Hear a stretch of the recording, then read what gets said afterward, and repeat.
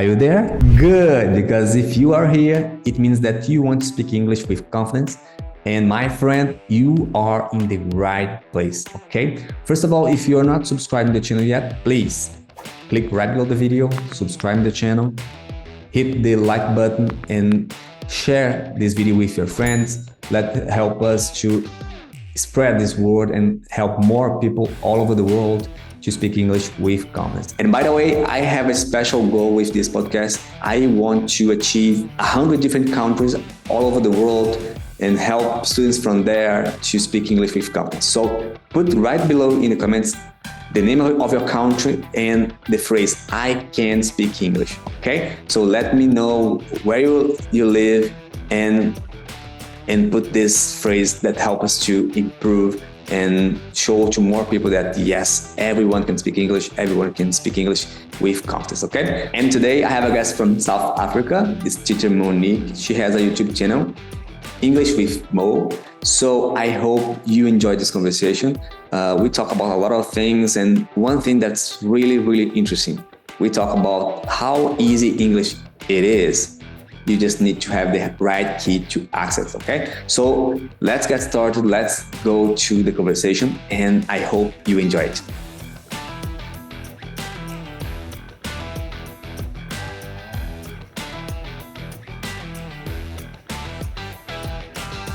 Okay, guys, today we will talk with Teacher Monique from South Africa. I'm so happy to receive her today. So, Monique, how are you? I'm really good, Fred. How are you? I'm doing great. Thank you for accepting my invitation. So, first of all, introduce yourself for our students, and please tell them who you are, where you live.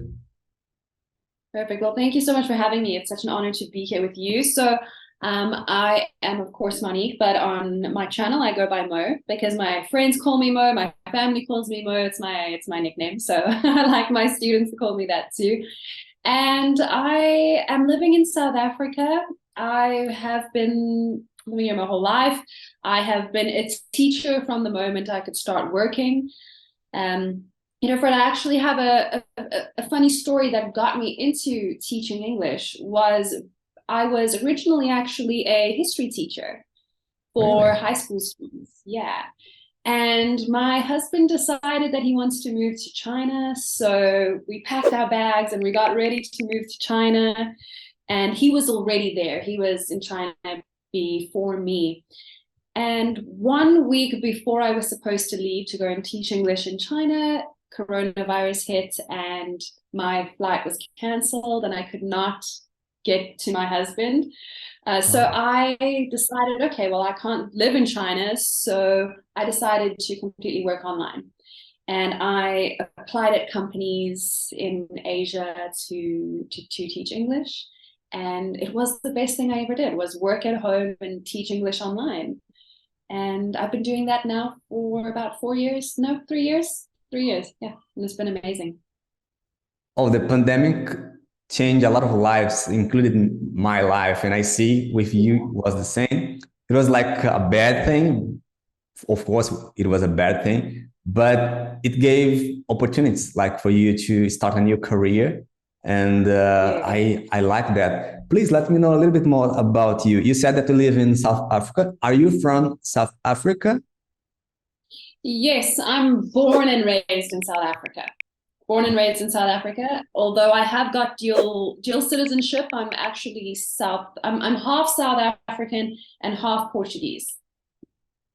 Oh, it's interesting. I saw it on your profile on Instagram that you, I don't know, is trying to speak Portuguese or something. I was curious about that. Oh, it's just a little flag. It's my nationality. I just always put it there. Do you speak Portuguese? Oh, Fred, it's something that kills me. Living in South Africa, South Africans speak English. My whole family speaks Portuguese, and of course, I can speak a little bit, but not enough. So the advice I give my students is advice that I should follow to learn Portuguese as well, which I'm trying. I am trying. I think you should do it because Portuguese is a beautiful language. It's my language. I love it. So I think it's a good language Yes. to speak. So Monique, I noticed that you when I saw your videos on YouTube, I didn't notice like an accent or something because I think I never talked to a person from South Africa before, and I thought you guys had an accent or something, but I didn't notice that. For me, it's like I'm talking to an American because the accent is like no strong or something. Oh. Uh, are you guys? What's the difference between the English speaking South Africa and English from the US, for example? Is there a big difference or not? It's actually a very good question. So although you're saying I might sound like I'm American or I have an American pronunciation, but actually South Africans were colonized by the British, all those Yeah. years ago. So that's why we speak English. So actually, the English that we speak, or the grammar we follow, the vocabulary we use, is all British based. So it's British Mhm. English. However, of course, watching movies and being brought up with American culture and American English, of course, I think South Africa is quite a mix between America, Britain, Australia. So I always like to think South Africans have a very neutral accent. That's why I believe South African teachers are very easy to actually follow. Yeah, I noticed that. I noticed that. I was shocked when I saw because I was expecting accent more close to the British accent or maybe Australian accent, but I didn't notice that kind of thing. I got like, wow, it's interesting, and I didn't know that you are born there or no. So I was like curious about it, and now I can see that that's like very similar because it's like a mix, right? Yes, it is a mix. However, if you come to visit South Africa one day, you will notice every English, or no, everyone speaks English, but every person has got their own accent. So one person might sound more British because there's a lot of British people living in South Africa. Someone might have an accent that sounds completely different and you actually couldn't understand them. So it just depends on the person you're actually talking to. Oh, good, good. And tell me a little bit more about your job, Monique. You said that you teach online right now, and how it works. I know you have a YouTube channel. By the way, I'll put in the description. If you didn't see yet, go and watch it because the videos are amazing. I love it. They are like very helpful. And there one video I saw yesterday that I never saw someone explain this subject very clear like that it was the difference between land and borrow. I love that video because it's Oh, really right. simple to understand. I didn't get that explanation before very clear like you did. So please tell me a little bit more about your job on YouTube and your job with your students. So my job, actually, what I love about my job is that my students want to learn everyday English. All of my students know how to speak English. Their grammar is really good because they've been taught English since they were in school. But now they want to become more advanced. They're no longer beginners. They want to become more advanced. They want to sound more fluent and more native. So that's what we focus on. So, to be honest with you, Fred, a lot of my job is actually sitting and having conversations every day. That's pretty much what I do all day, every day, is sit and have conversations with my students, whether it be about their job or food or travel or something that's happening in their lives. And my students often become my friends as well. And once their contract ends and I no longer have a teaching relationship, we often end up still staying friends. And it's just I love watching them grow from being not really beginner, but becoming advanced and more advanced with things like expressions, the English idioms, all of those things are so important. That is what makes a person more fluent and more native eventually. So that's Yeah, what I do all day. good. It's crazy because I noticed that a lot of people in my English learning journey, I met a lot of people, a lot of students, and I noticed something common between among them. They they have a great level of English. They know a lot of things, but they still think I'm not fluent. I'm not able to communicate myself in English. And when you talk to them, they start to speak very well. Like they have everything they know they need, but sometimes they don't have just the confidence to speak. They are shy, or they are very worried about grammar, or very worried about the pronunciation, and they just get stuck.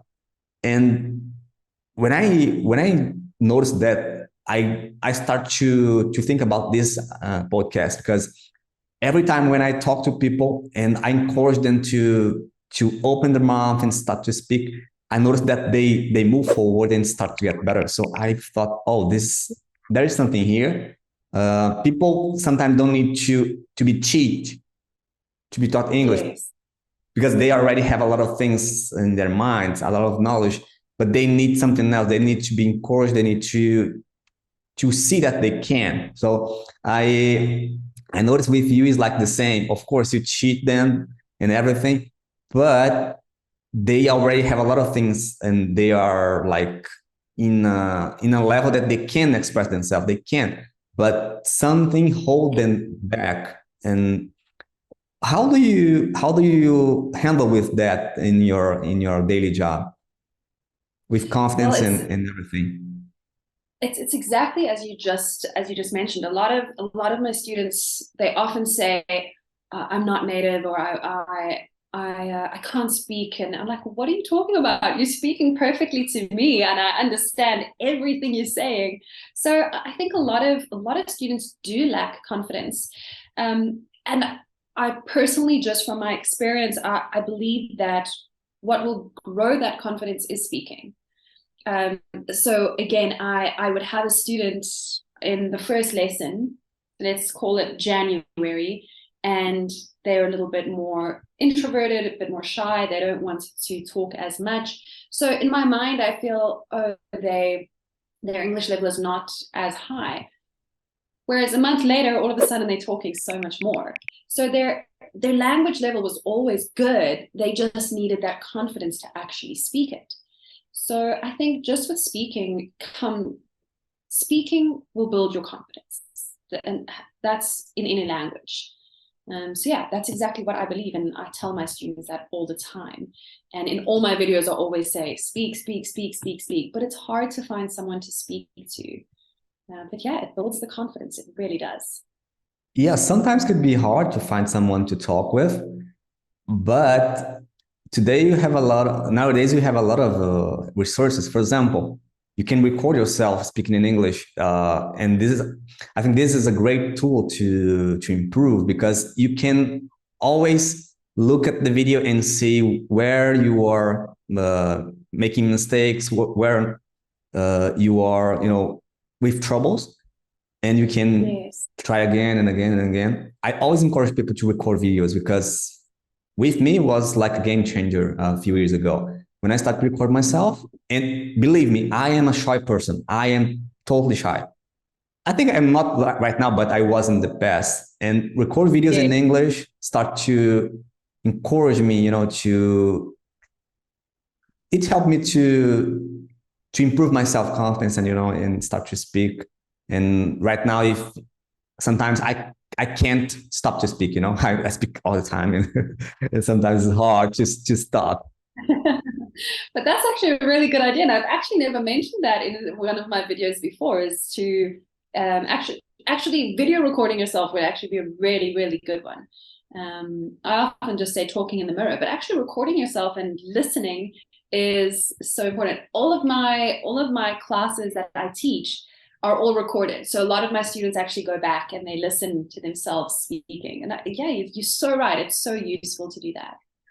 Let me ask you this question: is Is it your classes in groups or one-on-one? So it's actually both. But if it's a group class, it's the maximum would be 4. So 4 people. But my students don't tend to like those classes because they don't want to listen to other students speak. But I always tell them that that's wrong. It's not right because, and I've mentioned it so many times to all of my students, that if you're wanting to become fluent in English, you actually need to become familiar with all different accents. That's what's actually going to help you improve. So to listen to a Japanese or South Korean or Australian, German, all of those accents and be able to actually understand everyone speaking is so much better than just understanding the American accent or the British accent. So to answer your question, I have private classes, one-on-one, and 1-to-4 classes. Great. And if somebody wants to study with you, where they can find you? So at the moment, I am only actually based within Asia. So it's a company that's specifically for South Korea, Japan, China, mostly China. And there's a huge market for English in China. And yeah, I mean, I've taught some online as well in Germany and France and Italy as well. I can definitely, in one of the comments below, I can also just add the company that I'm at, if that would help. Yes, for sure, for sure. When we were talking about before, something caught my attention about when people, because people don't want to speak with other students or something. And this is really interesting because in real life, for example, if you go to America and live there for a little time, or if you go to South Africa or UK or whatever, you will not just speak with natives because there are a lot of immigrants. Sometimes you go to a coffee shop, the person that will talk to you, for example, in the US, it'd be like people that speak Spanish and have a thick accent.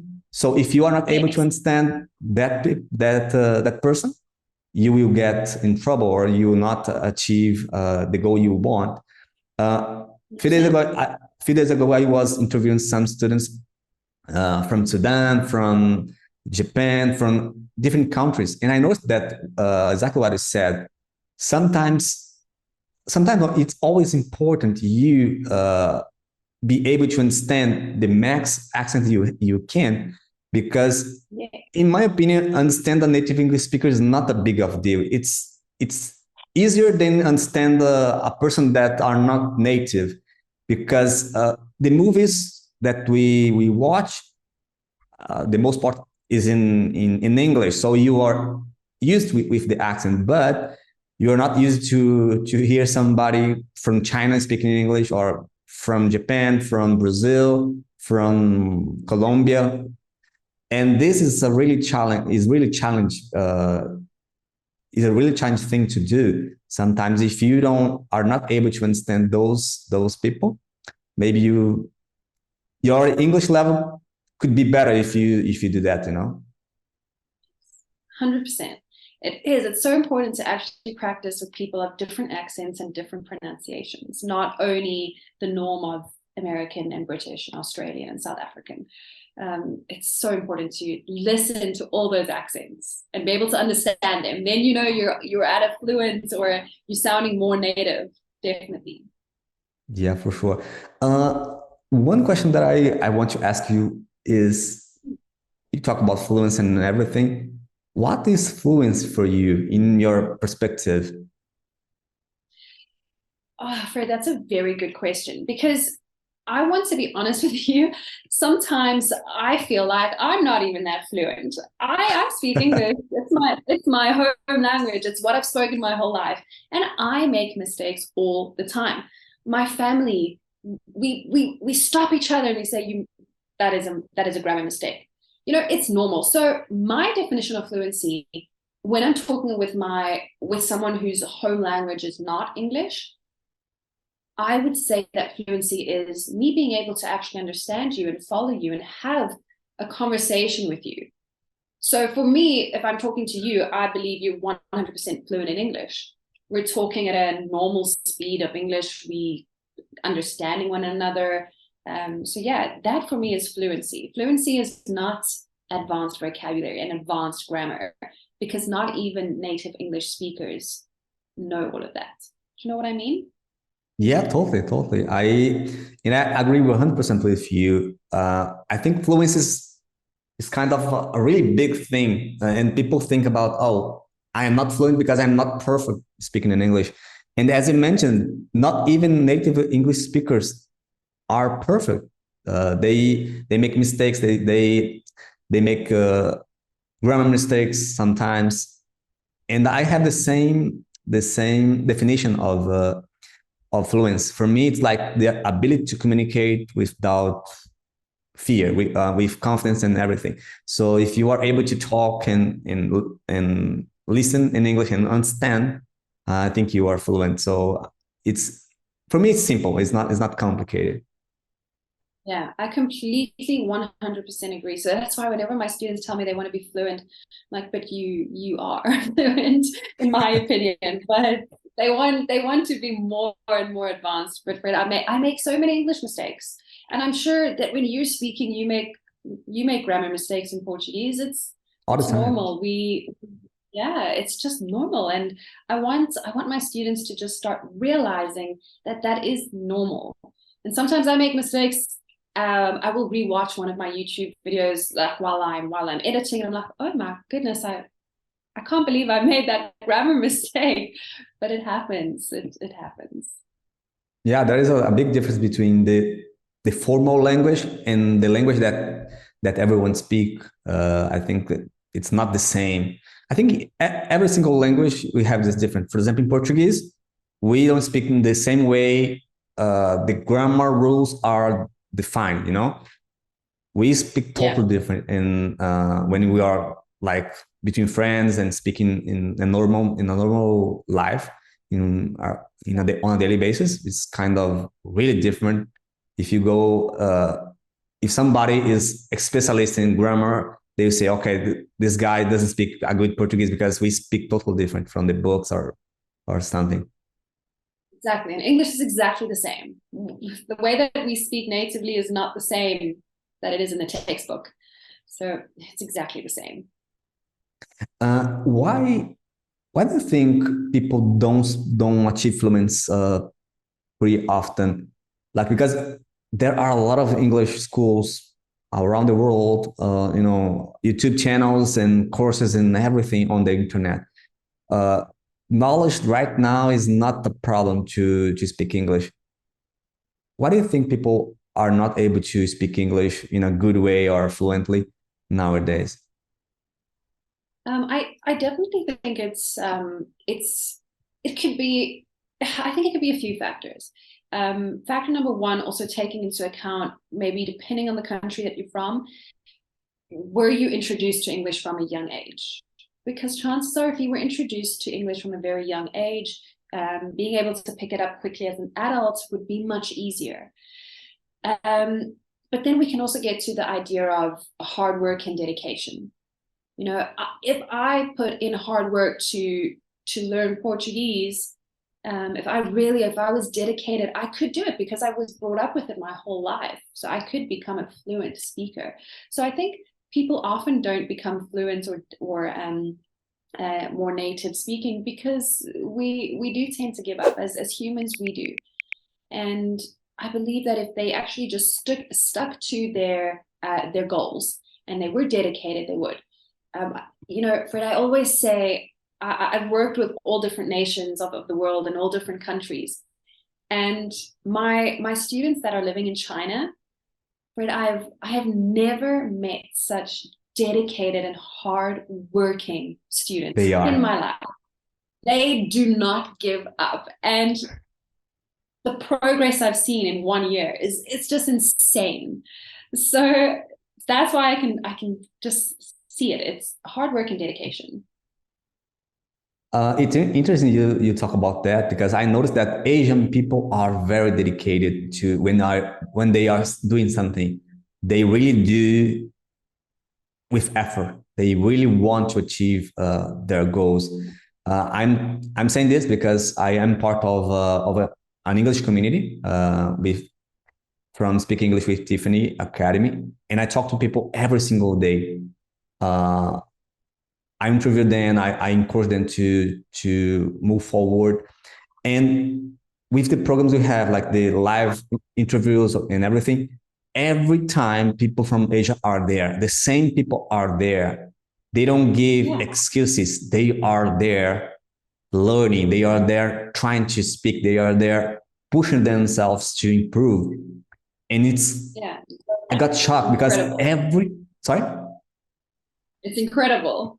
Yeah, and every time it's the same people. They are very excited to improve, and I think this is a cultural thing because when they do something, they do for real. They do to achieve the result. So it's interesting. I never talked about that with somebody, but when you said, I noticed the same thing with the students that are working with.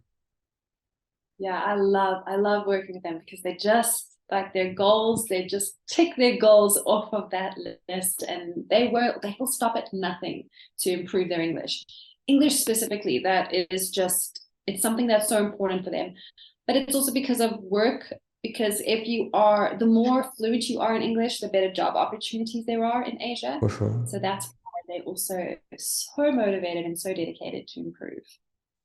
Yeah, this is amazing. I think this is a thing that everyone needs to look at and get with like an example because they are very dedicated. And I usually to say that there are two type of people: those one that give up to achieve fluency, and those that don't give up and they achieve it. Because it's impossible if you don't give up, it's impossible you don't achieve the level of English you want because you are there all the time studying, practicing, and speaking in the language. You will achieve because you won't stop. Uh, I should say you just don't need to stop. Just move forward, and everything's gonna be fine because you are improving every single day. With me, it was the same, and I think with all the students could be because they really, if they really have the passion and they want to do, if they want to do, if they put the effort they need, it's impossible you don't achieve it. Exactly, exactly. If you are dedicated, you're motivated, and you want to tick that off of your bucket list or your goal list, as you said, people will stop at nothing to improve and complete it. That's exactly it. Yeah, and this is not about the language. It's more about themselves. It's more about confidence. It's more about maybe I don't know the way they handle with the language. Because I think English is Yeah, not too hard to learn. For example, English came from the same root of Portuguese. For example, for a Brazilian, it's not totally different, as is different from people from China, and they do it. If they do it, yeah, everyone can because the language it's totally different from English. It's like another language. It's not even close. completely. It's completely different. I sometimes look at Mandarin or Chinese letters, and I'm thinking, how did they learn English? It's incredible. It's incredible how it's done. Japanese, all of that. It's, as you mentioned, it's just two completely separate worlds. But I do agree with you. I do agree that English is really easy to learn because we are exposed to English all the time through Hollywood and movies and music. So the world doesn't have an excuse. We should all know a little bit of English and learn and get learning. There's so many resources out there to make learning English actually super easy. Yeah, I think so. I think so. It's more about dedication. It's more about you push yourself harder than you're Exactly. doing now. So, and English is fun. I really love it because it's fun. You have I think the best information in the world is in English. If you want to study in the best university in the world, it's in English. If you want to everything you want to learn, the most valuable information is in English, because everyone write in English. Everyone, the articles are in English. The best articles in every single field of science, of history, technology, it's in English. So I think it's we are surrounded English, but sometimes we are just in our own bubble, and we don't want to go out and explore this beautiful language. Yeah, of course. But it's just lovely that the resources for English, it is easy. Like, for example, I want to learn Portuguese, of course I do, but the resources to learn Portuguese are a lot more limited. I don't have access Totally. to television in Portugal or television in Brazil or Angola, whereas English, you can just find it at a click of a button anywhere. It's just, as you mentioned, it surrounds us. It's everywhere. Yeah, the information in English is just a click away from, you can just go to YouTube and you have an entire world of information available for you to use it. Monique, please tell me a little bit more about your YouTube channel. I have been watching a lot of videos there, and one of the other things that caught my attention more is you talk about a lot about how to understand English fast, how to understand people natives. And I noticed in your videos you speak more slower than you're speaking with me. So how can students understand a fast English as we are talking now? Because we are talking in a normal pace, and sometimes it's not easy. Students do that. So as a teacher, how do you advise your students to understand a fast English? Because in normal life, in real life, they don't speak slower. They don't speak in a good pace. They just talk very fast. So how can we do that?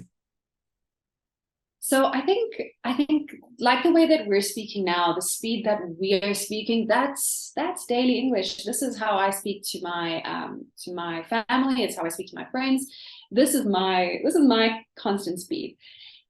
And one of my biggest words of advice for that question, Fred, is, and I've said it a few times in some of my videos, and that is actually to take a podcast, and choose a podcast that you're obviously interested in. That's obviously for cooking or animals or gardening or whatever it may be, and actually listen to the same episode the whole week. So that's my little tip. Listen to the same episode for an entire week and actually figure out. So if you started on Monday, you're like, okay, I'm struggling to keep up. I promise you, Fred, by the time it comes Thursday, Friday, you would actually start listening to it and hearing it more and more. And you'll be able to understand a little bit more of what's actually happening in the podcast. So that's one little tip. And that goes not only with podcasts, but with movies, with series like Friends and Big Bang Theory. Yeah, like if you just constantly listen to it and you become familiar with the way that they speak and what's being spoken about, you'd understand, because they speak really quickly. They speak in the way that we are speaking now. So that is my top advice. Like, that's just my one top advice that I would highly recommend all my students to do. Listen to the same podcast for 7 days, the same episode. I love this tip. I think the repetition is the key to master a skill or an ability, because you are doing the same thing every single day, and magically that information will be inside of your brain in a good way. And it's really interesting how this happened, because as much you listen the same thing, your brain will start to assimilate better. So I love it. Exactly. And then the next time you go and you're now listening to another podcast, maybe then give it another episode, maybe give it 3 days, listen to it for 3 days, and you'll pick it up quicker. Then the next time, maybe 2 days for another episode. So it's just practicing that skill of understanding fast English, podcast, series, movies, music as well. Good. And what if I start to listen and I don't get, some vocabulary words or whatever or expressions? How can I handle with that? How can I learn better from that episode, from that podcast, if I don't understand an expression or something? Yeah, then Fred, my advice is always, because I do it. Sometimes I'll be listening to a podcast and in English, and they say a word, and I'm like, what is that? I don't know what that means. I'm an English speaker. I have no idea what that word means. And I go and I research it. I look it up. As an English teacher, I'm also learning advanced vocabulary and all of those things. So my advice would be to look it up, become familiar with it, learn it, and use it then the next time you're speaking English. So every time you do hear a phrase or an expression or a word that you don't know, look it up. You have to look it up. I know it sounds like the easiest answer that I could possibly give, but it is the most logical. And I do it myself. So that would be my word of advice. And not just for English, I think for everything you are learning, if you do that, Yeah. if you try to, look it up, write it down, use that word in as much you can, and as soon you can, because if you don't use it, you forget it. So good Yeah. tip. I love it. Exactly. I'm glad. Yeah, I think this is a good challenge for a lot of students, because for me, for example, when I just start to watch series and movies without subtitles, I got like that. Friends, for example, when I was watching and I saw Rachel speaking, she speak very fast. It's like almost impossible to understand, because she's speaking, the words is like every together, all together. And I got, oh my goodness, I can't understand this. And I start to repeat the same episode again and again, a lot of times. And I start to understand her better, so much better. And when you notice you are, my English is getting so much better, because right now I can understand everything she's speaking. And I like this kind of repetition. I think this help us to improve so much. So yeah, it's amazing. I agree. And don't worry, Brett, sometimes I'm also watching a movie and they actually sometimes speak too quickly for me. I'm like, whoa, Yeah, hold on, just rewind, play it again. I'm like, okay, I got it. It's good. yeah, So it this happens happened. to Even Portuguese with me happened also. With songs, is kind of hard, because they don't speak, they are singing. And sometimes i I thought it was one thing and it's totally different. So when I see like the letter of the song, I like, oh, it's not what I was thinking. I know exactly what you mean. That happened to me just a few days ago. And sometimes we even just make up the words. We think we know the words and it's completely different. Yeah, it's crazy. And I think this happened with students in English too, because if you are exposed to our daily English, sometimes you can get like, okay, I thought it was something. It is not like that. I'm not understanding. But as you mentioned, repetition will help us to improve, and use the what you are learning is so important too. Repetition in everything in life, it will just help you improve everything. Repetition is key for almost everything. Yeah. Do you have a technique or something that you teach to your students to remember what they learn? A specific technique? I wouldn't say that I've got any specific techniques. Besides from the general, taking down new vocabulary, learning it, putting it into practice, meaning using it actually when you speak, doing things repetitively, doing the same things over and over again. A specific technique that I would say that I probably personally use is actually just being as natural as possible and having normal day-to-day conversation as they would with their family or their friends or a colleague. I think that's my technique. And I believe that's what my students really enjoy, is that I don't go into class saying, okay, we're going to learn this vocabulary today, but rather let's talk. The expression is piece of cake, and then I will put that into my teaching, and I'll say, I made eggs this afternoon, but it was a piece of cake. It was fine. And then they'll stop me and they'll say, well, what is a piece of cake? And I'm like, oh, okay, no, you have to know this. It's very important for you to know this.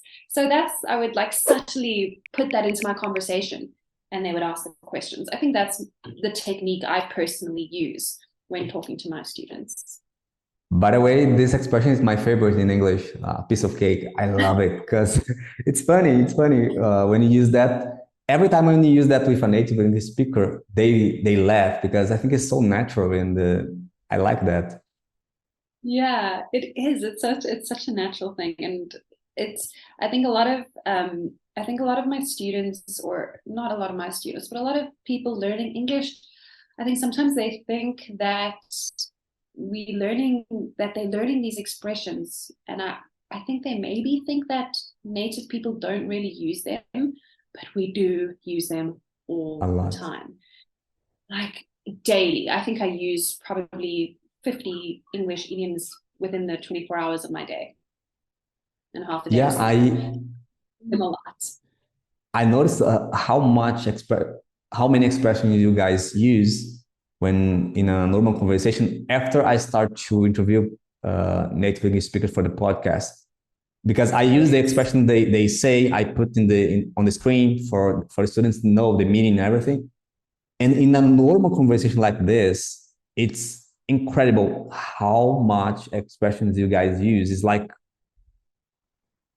every minute you guys speak a different expression without thinking about it. And this is the most interesting thing, because it's natural. When we are able to do the same, we sound so much more fluent in English, because people notice that, oh, this guy speaks very well, because it's natural. It's like I can speak in a normal pace with him.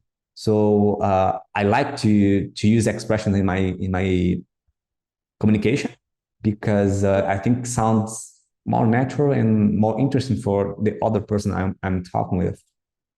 Exactly, it is. It's so natural, and that's why any English student, once you reach that fluency in your grammar, start focusing on expressions, because that's actually what does make you sound more native and more fluent. It really does. And I want to tell all students that if you're wanting to sound more native and fluent, learn English expressions, learn the idioms, because you will be surprised, as you just said, you'll be surprised at how often we actually use them. It's crazy. It's crazy. I think you guys use more expression than other things. It's like every minute you have a new one, and it's really good to see that. Speaking about expressions, Monique, is there some expression that I just will hear in South Africa? Like it's just from us. It's not, you don't see anywhere else, just in South Africa? Probably plenty. Like America has got their own slang. You would call it slang. Britain's got their own slang. Australia's got their own English slang, and South Africa's got their own slang. But I need to think of one. I'm trying to think of the one for cigarettes. I'm trying to think, what do South Africans call cigarettes? There's a certain word. We call it loose. Can I have a loose? Or do you have a loose? Yeah. Do you have a loose? Like, do you have a cigarette? Or we often say, how do we say? There's, Fred, I have to be honest with you. South Africa, we have 11 official languages. 11? So yeah, we have 11 official languages. Wow, Yeah. that's a lot. So we have so many different words that we kind of, it's just a whole lot of languages kind of put into one. I'm so sorry. I'm trying to think of some English words that South Africans only use, but now I I'm need to asking research. this. I'm asking this Yeah. because in your videos, I noticed when you talk about expressions, I noticed that the same expressions you taught, we have in American English too. It's like very common. So I was like maybe I know that there are some expressions that are used just in South Africa. For example, in Australia, I was talking to an Australian teacher a few time ago, and he said, uh, good day, mate." And I didn't see this often in American English, like "good day, mate." Like he was talking about, he was greeting me, and I didn't see this before in speaking with British or American people because it's more related to Australia. So I asked this because I know every country has their own expressions that are kind of special. Yes. Oh, so in South Africa, if you wanted to say hello to someone, a very South African thing to say is in Australia they say hello mate. In South Africa you say chomi, which means my friend. You are my chomi. For It's me, you wow. know, but yeah. But you see, I would never teach that because no one will even know. I know in Britain, if you wanna, do you know the phrase, Fred, where they say, "Would you like a cuppa?" A cuppa Mm-mm. No, I is have no can I idea. have a cup of tea? So a cuppa is a cup of tea. In South Africa, I would never use that. If I go to Britain and someone asks me that, I'll be like, "What are you talking about? What is that?" I only know that because I do a lot of research on different pronunciation in different countries that speak English. But if I didn't, I would have no idea what they're saying. So we all have our own secret language in all the different countries. Yeah, I know that. And Monique, one thing that I really want to know what you you think about it is if you could give just one piece of advice, just one tip for students that are stuck right now. They are trying to speak English, but they are stuck. They don't open their mouth to talk. If you could give just one tip, what this tip could be, what Okay, tip would be? so for a student who are you saying they're feeling a little bit nervous, a little bit they're not as confident to actually get speaking? Yeah. Okay, so the easiest form of advice would be to just do it, but that's not always easy. That's not an easy thing to do.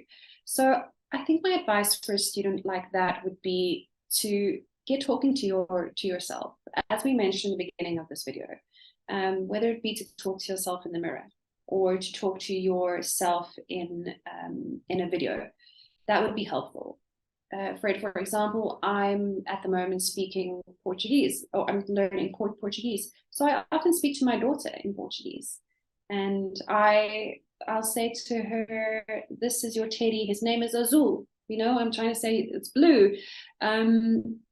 So I think talking to yourself or talking to a small child, I think that is a really, really good way just to start, just to get a little bit more confident.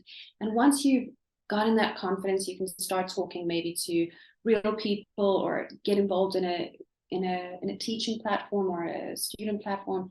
I think that would be my one tip of advice. I love it. I always say to students that watch me in on podcast is just do it.